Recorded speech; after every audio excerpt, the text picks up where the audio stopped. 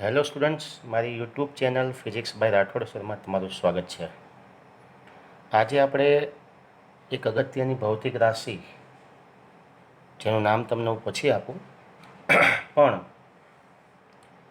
એ ચલાવતા પહેલાં આપણે કેટલીક અગત્યની બાબતોને ધ્યાનમાં લઈએ.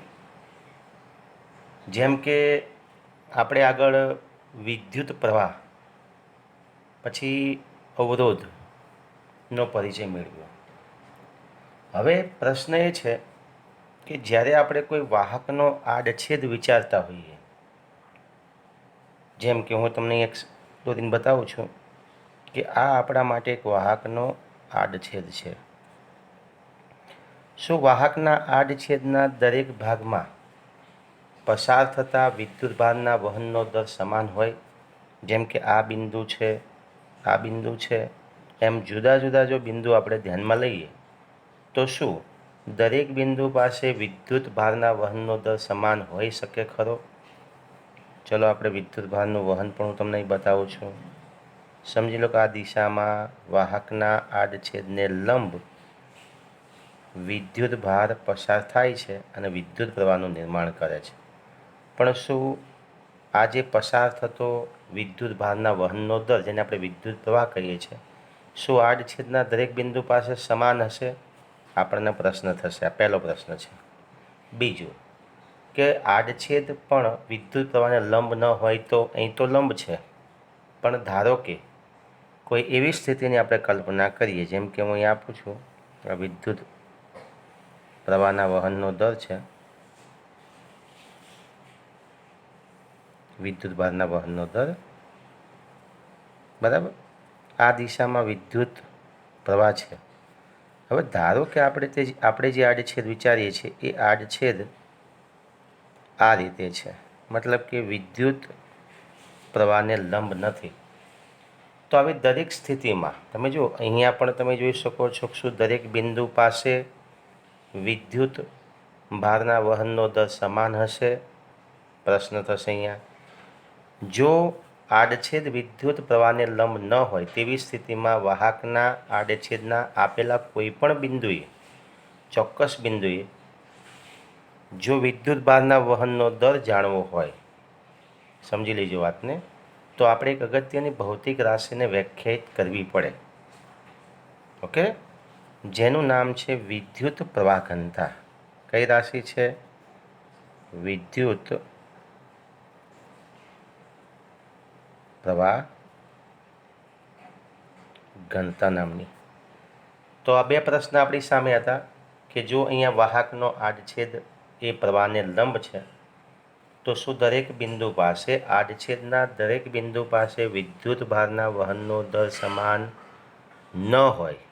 બની શકે છે. આપણે પેલા નળીની અંદર પાણી પસાર થતું હોય તો અંદર પસાર થતું જે પાણી છે એ પાણીની જે પાણીના જે સ્તરો છે એના સ્તરીય વહનના લીધે એના વેગ કેવા હતા? જુદા જુદા. તેવું અહીંયા પણ સંભવિત બને છે કે વાહક વિદ્યુત ભારના વહનનો દર સમાન ન પણ હોય. બીજું કે જો આડછેદ એ વિદ્યુત પ્રવાહને લંબ ન હોય તો આવી સ્થિતિમાં કોઈ ચોક્કસ બિંદુ પાસે, જેમ કે અહીંયા આપણે પી બિંદુ વિચારીએ છીએ બંને જગ્યાએ, અહીંયા પણ કોઈ પી બિંદુ છે બંને જગ્યાએ, તો ચોક્કસ બિંદુ પાસે વિદ્યુત ભારના વહનનો દર જાણવા માટે આપણે વિદ્યુત પ્રવાહ ઘનતા નામની જે રાશિ છે એને વ્યાખ્યાયિત કરવી પડે. તો આકૃતિમાં જુઓ તમે કે પી બિંદુ પાસે આપણે હવે વિદ્યુત પ્રવાહ ઘનતાને વ્યાખ્યાયિત કરવી છે. તો સમજી લો કે અહીંયા આપણે એક સૂક્ષ્મ આડછેદ વિચારીએ છીએ, ડેલ્ટા એ. તમે જોઈ શકો છો કે આ સૂક્ષ્મ આડછેદ છે એનું ક્ષેત્રફળ ડેલ્ટા એ છે, સૂક્ષ્મ ક્ષેત્રફળ. ઓકે, અને આ જ દિશામાં એ આડછેદમાંથી પસાર થતો સૂક્ષ્મ પ્રવાહ ડેલ્ટા આઈ છે. ઓકે, ખ્યાલ આવી ગયો તમને? તો આપણે વિચારીએ કે ભાઈ ચલો પી બિંદુ પાસે એ ડેલ્ટા એ જેટલું ક્ષેત્રફળ ધરાવતો એક નાનો આડછેદ કલ્પીએ. ચલો આપણે કલ્પી દીધો.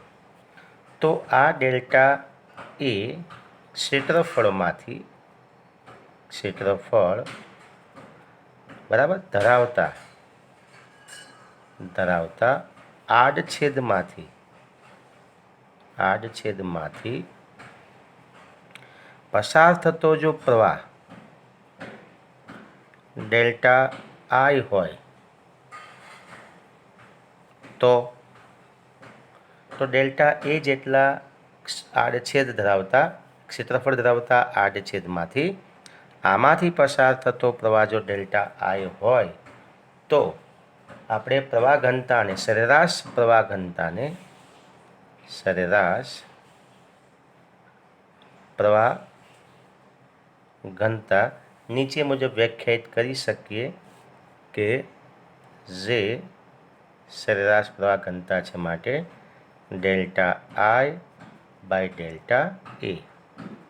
ઓકે, પણ આપણે સરેરાશ પ્રવાહ ઘનતાને તત્કાલીન પ્રવાહ ઘનતા મતલબ કે આપણે જે ક્ષેત્રફળ છે જ્યાં ડેલ્ટા એ ક્ષેત્રફળ ધરાવતું જે આડછેદ વિચાર્યો છે એ ક્ષેત્રફળ આપણે શૂન્યવત નાનું લઈએ છીએ.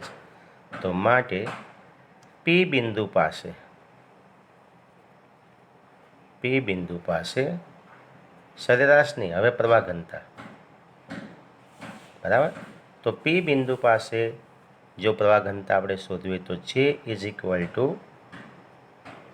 Limit delta A tends to 0, અહીં આવશે ડેલ્ટા આઈ અપોન ડેલ્ટા એ. માટે આપણે લખી શકીએ ડીઆઈ બાય ડીએ. તો આ પ્રવાહ ઘનતા માટે શોધવાનું સમીકરણ થયું. કયું સમીકરણ મળ્યું તમને? તો લખી શકું છું જે is equal to dI by dA. Okay, હવે અહીંયા તમે જુઓ કે જે પ્રવાહ ઘનતા છે એ વિદ્યુત પ્રવાહની દિશામાં છે, બંને એક જ દિશામાં છે. એટલે આપણે એને સદિશ બંને એક જ દિશામાં હોવાથી આપણે એને અદિશ તરીકે લઈ શકીએ. માટે બરાબર. હવે જો આપણે વિચાર કરીએ, આજે તમને મળ્યું એ સૂક્ષ્મ આડછેદ જે આપણે વિચાર્યું ડેલ્ટા એ, એમાંથી પસાર થતી પ્રવાહ ઘનતા છે એ રીતે આપણે વિચારીએ તો પ્રવાહ ઘનતા વિદ્યુત પ્રવાહ ઘનતા જેની દિશા એ વિદ્યુત પ્રવાહની દિશામાં હોય છે. હવે જો કુલ પ્રવાહ આઈ વાહકના કુલ ક્ષેત્રફળ કેટલું એમાંથી વહેતો હોય બરાબર, અને સાંભળી લીજું શું કહે છે કે જો પ્રવાહ આઈ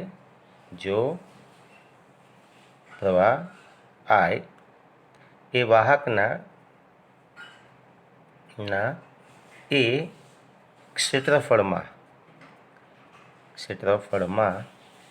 સમાન રીતે શું થતો હોય? વિતરિત થયેલો હોય. સમાન રીતે વિતરિત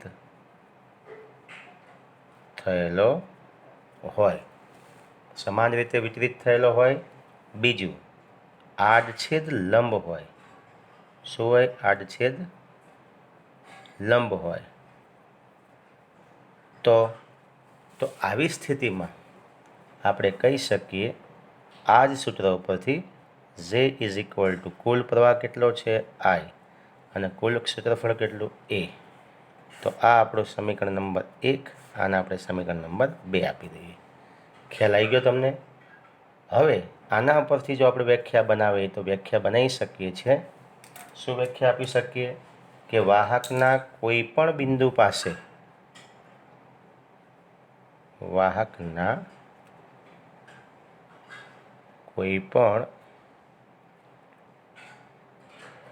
પાસે પ્રવાહ ઘનતા એટલે તે બિંદુ પાસે પ્રવાહની દિશાને લંબ એવા એકમ આડછેદમાંથી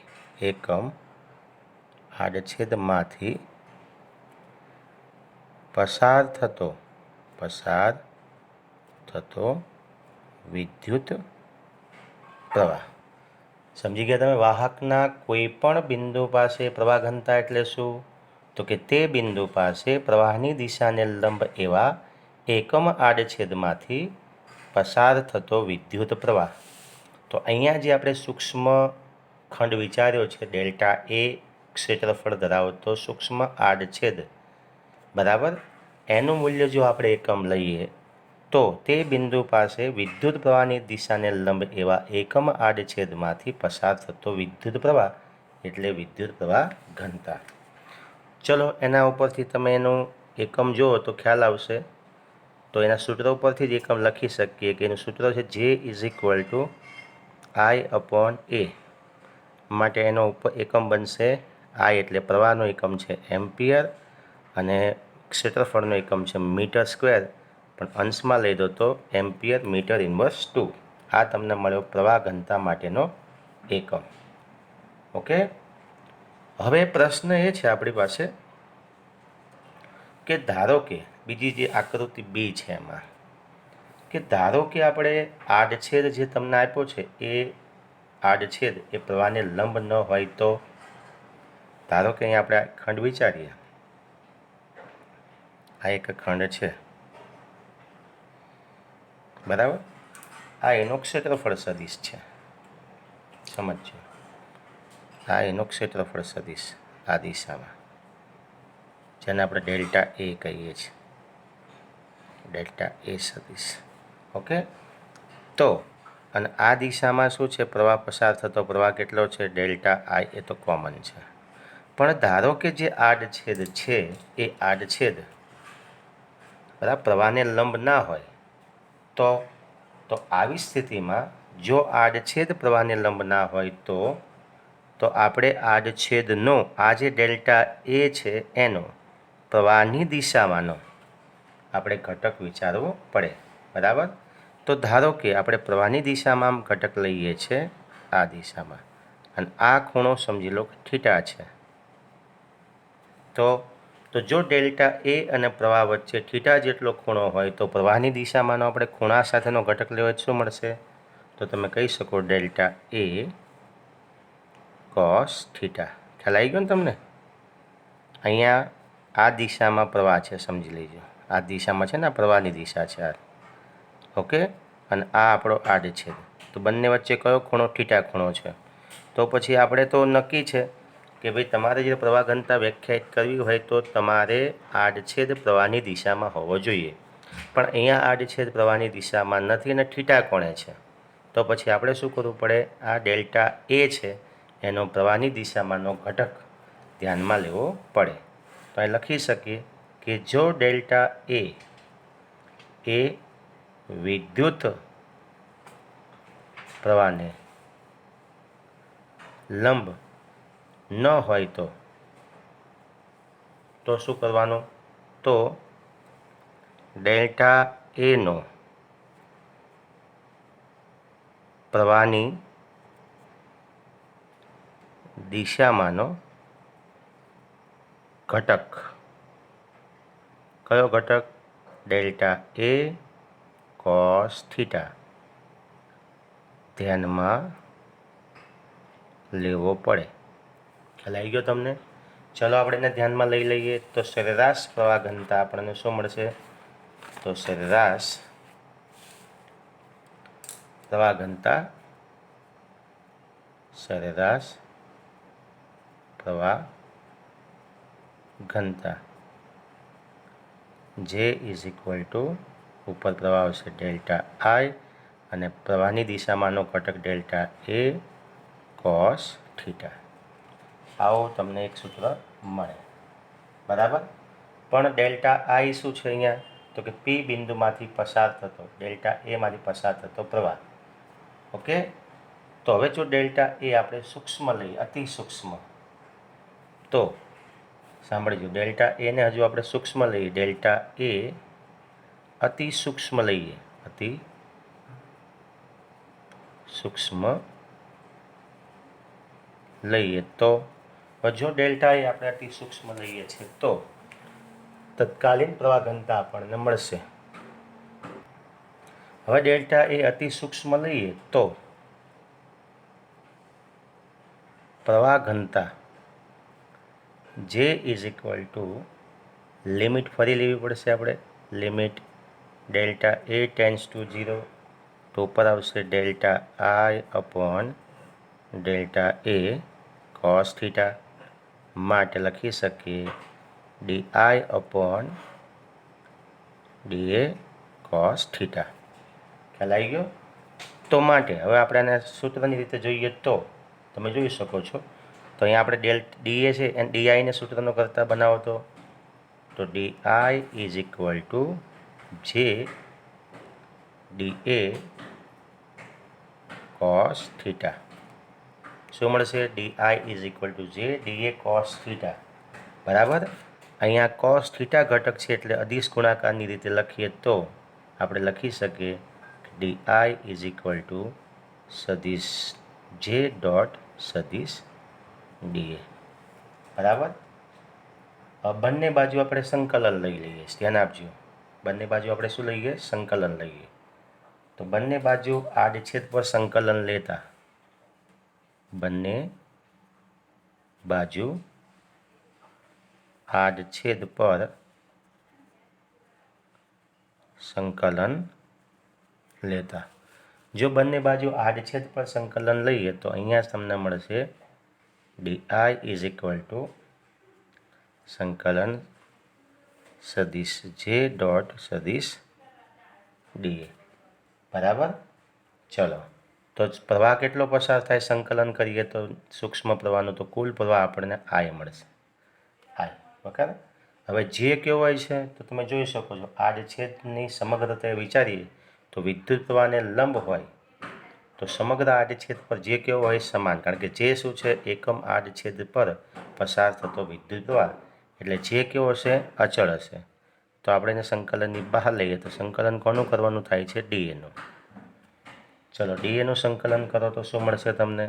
તો ડી એટલે આડછેદનું ક્ષેત્રફળ. તો આડછેદનું કુલ ક્ષેત્રફળ કેટલું છે? એ છે. તો મળશે તમને આઈ ઇઝ ઇક્વલ ટુ જે એ આઈઝા. બરાબર. તો આ તમને એ જ સમીકરણ આપણને અલગ રીતે મળ્યું જેમાં આપણે લખી દઈએ કે J is equal to I upon A. મળી ગયું સૂત્ર. તો બંને રીતે જો આડછેદને લંબ હોય તો પણ અને આડછેદને લંબ ન હોય એવી સ્થિતિમાં પણ આપણને પ્રવાહ ઘનતા માટે કયું સૂત્ર વ્યાખ્યાયિત મળે છે? જે is equal to I upon A. Okay. તો આ થઈ ગઈ વિદ્યુત પ્રવાહ ઘનતા વિશેની માહિતી.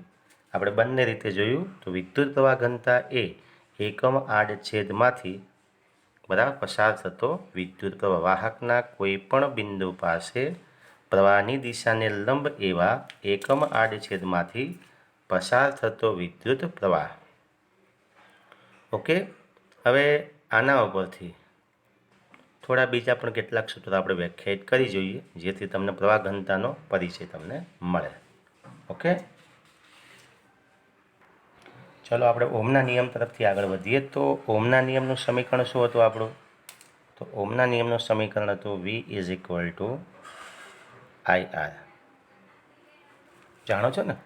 વી is equal to I R. કેટલીક અગત્યની ભૌતિક રાશિઓનો આપણે પ્રવાહ ઘનતા સાથેનો સંબંધ તારવીએ. ઓકે. એટલે તમને શું પ્રવાહ ઘનતાનો વાહકતા સાથે કંડક્ટિવિટી પછી કંડક્ટન્સ સાથેનો જે સંબંધ છે આપણે તારવીએ. હવે આર માટે આપણે સૂત્ર જ આપણી પાસે તમને ખ્યાલ હોય તો કે વી ઇઝ ઇક્વલ ટુ આઈ એમને વધવા દઈએ આપણે. આર માટે એક સૂત્ર છે રો એલ બાય એ. બરાબર. શા માટે? તો આપણે લખી શકીએ R is equal to rho L by A આપણે તારવેલું છે ઓહમના નિયમમાં અવરોધકતા અચળાંક ધરાવતું સમીકરણ. પણ આઈ upon A is equal two શું થાય? હજુ ઉપર જ તાર્યું છે આઈ અપોન એ. શું થાય? જે થાય ને. તો વી ઇઝ ઇક્વલ ટુ જે રો એલ. આવું એક સૂત્ર મળે કે ના મળે આપણને? ખ્યાલ આવી ગયો ને? શા માટે? જે ક્યાંથી આવી ગયું? તો આઈ upon A is equal two જે.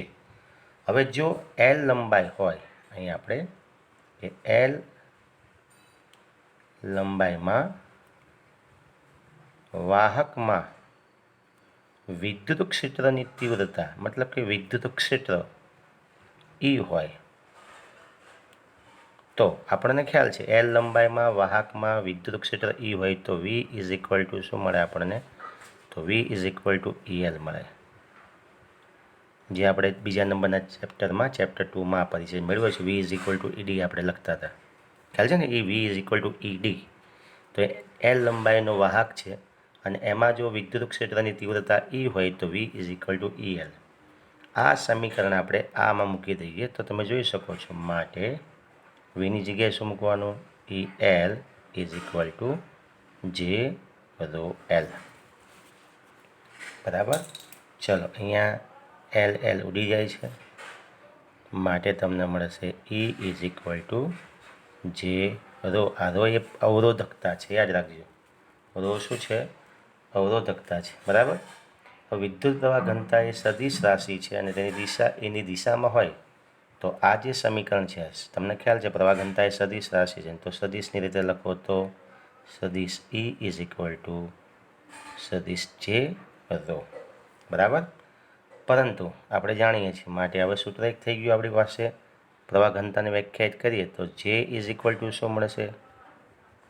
E upon ρ. બરાબર. પણ 1 અપોન ρ ઇઝ ઇક્વલ ટુ આપણે આગળ સૂત્ર તાર્યું હતું. 1 અપોન ρ ઇઝ ઇક્વલ ટુ શું થાય? જો યાદ હોય તો સિગ્મા. તો સિગ્મા E તમને મળશે. Sigma E. જ્યાં સિગ્મા શું છે? તો sigma is equal to 1 upon ρ. અવરોધકતાના વ્યસ્તને શું કહે છે? સિગ્મા. વાહકતા કહેવામાં આવે છે. આને શું કહેવામાં આવે છે? વાહકતા. આપણે અગાઉ વ્યાખ્યાયિત કર્યું હતું તો તમે જોઈ શકો J is equal to E upon ρ, પણ 1 upon ρ is equal to sigma, માટે આપણે 1 અપોન ρની જગ્યાએ સિગ્મા મૂક્યું તો સિગ્મા E. તો સિગ્મા શું છે? તો સિગ્મા એ શું છે? વાહકતા, કન્ડક્ટિવિટી. બરાબર. જેનું સૂત્ર અને એનો એકમનો પરિચય આપણે અગાઉ મેળવેલો છે. ઓકે. તો આ થઈ ગઈ જુદા જુદા સમીકરણ સાથેની સમજૂતી. બરાબર. વાહકતાનો પરિચય મેળવ્યો આપણે. હવે આપણે આગળ ચાલીએ તો આગળનો એક અલગ ટોપિક છે જે થોડોક લંબાણપૂર્વક ચાલે એવો છે. તો આપણે અહીંયા લેક્ચર પૂરો કરીએ છીએ. પછી નવા ટોપિક સાથે, નવી ચર્ચા સાથે પાછા આપણે મળીએ નેક્સ્ટ લેક્ચરમાં. ઓકે. તો મળીએ. આવજો નેક્સ્ટ લેક્ચરમાં. જો મારી ચેનલ તમને પસંદ આવતી હોય તો પ્લીઝ મારી ચેનલને સબસ્ક્રાઈબ, લાઇક અને શેર કરો અને બેલ આઇકન ઓન કરવાનું રાખો, જેથી મારા દરેક લેક્ચર તમને મળતા રહે. ઓકે. મળીએ નેક્સ્ટ લેક્ચરમાં. આવજો.